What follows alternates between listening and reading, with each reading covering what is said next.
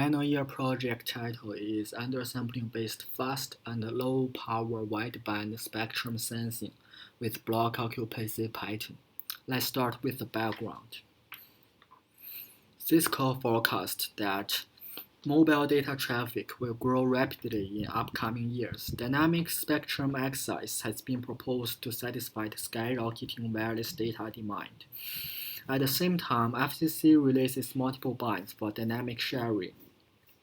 However, FCC also requires that before reusing the spectrum, the secondary devices or their spectrum service provider should detect the available spectrum. So, how to sense a wideband spectrum like 1 GHz in a fast and low-cost effective manner? Researchers have proposed four kinds of solutions, three of which are traditional. First, one can use one wideband spectrum analyzer, but this approach has two drawbacks. ADC of high sampling rate is power hungry. Also, the maximum sampling rate of a commercially available ADC is limited, which is not enough to cover a wideband spectrum like 1 GHz. The second approach is using commercial devices to sense the blocks or channels sequentially. However, it is very time-consuming and can miss short signals in some channels. The third approach is using a set of filters to cover the entire spectrum part by part. This approach is very expensive. The fourth approach, represented by compressive sensing and sparse FFT, choose to work on sparse cases so that they can find an approximation to the wideband signal with undersampling. Last semester, we proposed an algorithm that can sense a dense spectrum based on undersampling without the consideration of phase problem. In this semester, we propose another algorithm to solve the phase problem. In our scenario, we add the following assumption to the spectrum. The blocks are of equal length. In baseband, the start points of block locate at a multiple of the block length. If the block length is 8, then the first block is 0 to 7, the second is 8 to 15, and so on. The signal strengths of the frequencies in the same block are equal. In the first case, we assume that the signal strengths in the spectrum are in phase, so that we can get rid of the phase problem.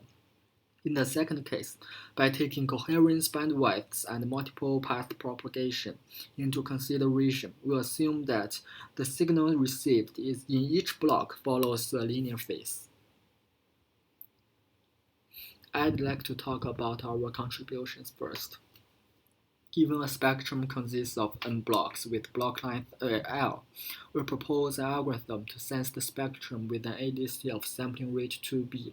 The minimum limit of b is n. However, usually we set b to be a small multiples of L because we considered L a small enough number.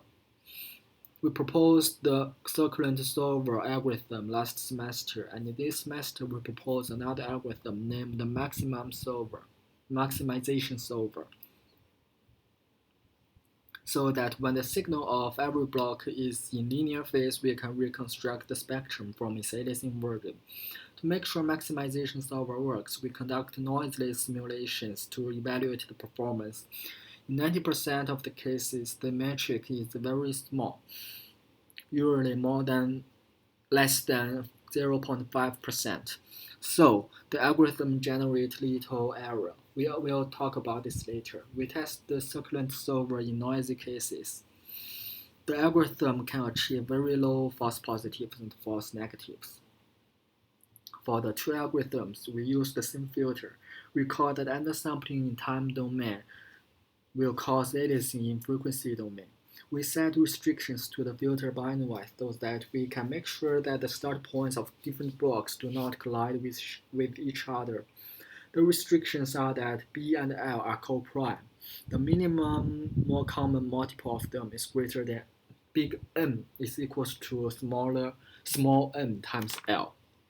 We express the signal strengths of blocks as vector x and the spectrum's aliasing version y. By appending x and switching the vector, we have Cx prime equals to y. When we ignore the phase problem, C is a circulant matrix that can be diagonalized with fast Fourier transform. So the complexity of circulant solver is OB log B. When we come to the case where the signals in the same block follow linear phase, since we use the same filter, there's still a mapping like Cx equals to y. However, we do not know the parameters in it. Note that in this case, x becomes a vector of complex numbers. The first problem we want to solve is the estimation of x and the differential speed of phase in each block, or we can call it rotation speed. First, we prove that when we know the rotation speed delta J, and L is a very large number, the right equation of the fourth line is approximately equal to Lxj, substituting hat delta J with delta J. Then we prove that when the magnitude of xj is the maximum of vector x, delta J can maximize the magnitude of the equation. Furthermore, we can prove that when xj is the maximum of x, theta is delta J, the equation will get its maximum among all the possible combinations of x and theta. For the details of the proof, please refer to the paper.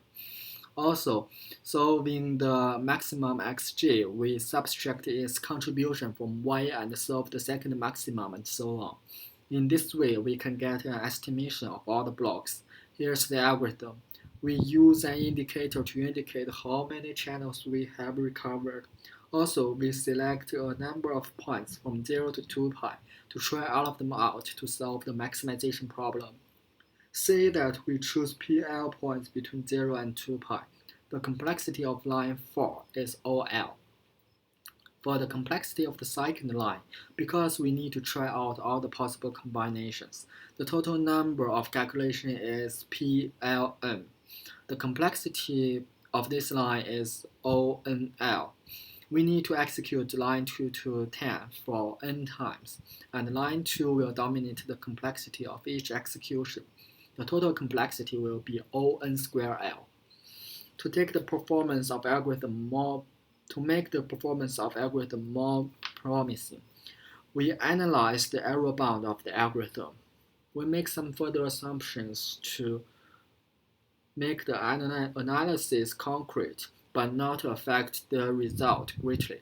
We assume that the start points of the channels are equally spread over the filter, and x1 is larger than x2 and so on. xi in this condition will start at I minus 1 times the floor of b divided by n plus 1. We first assume that we can recover the rotation speed without error. Then we calculate the expected difference between the estimated value and the real one, following the algorithm one by one, and keep a bound for them. When we take the equation, the bound is here. When we take the error of the estimation of theta into consideration, here say that we choose 20 L points from 0 to 2 pi. We have the later estimation as bound. From the formula, usually the order of n is 10 and b is 1000. K minus 1 is also a very small number compared with L. The error will be small in total, maybe 1% of the magnitude of x1. As we can see from the formula, as long as xk is comparable large to x1, the estimation value will be very close to the real one, especially if we set the spectrum to be k-sparse, so that we only need to recover the k-largest value and ignore the rest. The entire spectrum is promised to be recovered with little error.